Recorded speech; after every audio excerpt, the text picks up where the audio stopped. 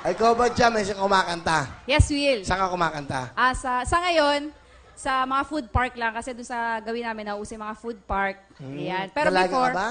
may baby na ako, 5 months. Ay, bago lang. Yes. First baby mo. Yes, first baby. Alright. Sino ang kasama mo? Pakilala mo sa amin. Ayan, pinapakilala ko sa inyo, ayan, sa buong mundo, ang aking pinakamamahal na sweetheart, si Third.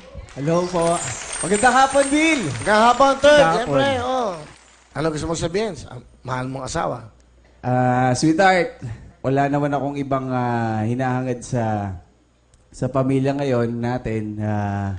Kundi i-prioritize lang natin kung ano yung tama. I mean, yung dapat nating unahin. Alam ko naman na hindi. May mga pagkakataon na nag-aaway tayo, hindi tayo magkaintindihan.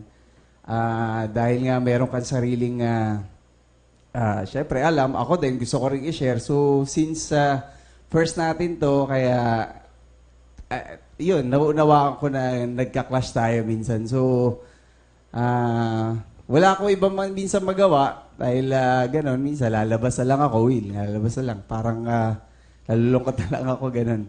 Pero ganon pa man, alam ko naman na pagdating ng o bago matapos yung araw, nag-uusap kami, sinasettle namin lahat. Bago kami matulog, kung ano may hindi namin napagkaunawaan, tinatapos namin. Yun lang po. Yun, At lagi mo tatandaan, hanggang sa pagtanda natin, ikaw pa rin ang mamahalin ko. Yan. I love you. Ayun. Ganun naman talaga ang relasyon, di ba? Ang ganda, ang ganda na sinabi niya. Totoo. Ano gusto mo sabihin, Jam? Kay third.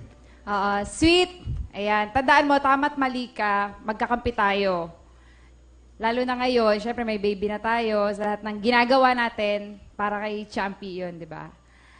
Tsaka, ayun, maraming salamat sa lahat kasi hindi mo kami pinapabayaan kahit na lang kahit na lang minsan, yun nga, medyo may hindi pagkakaunawaan. Pero nasa-solve naman.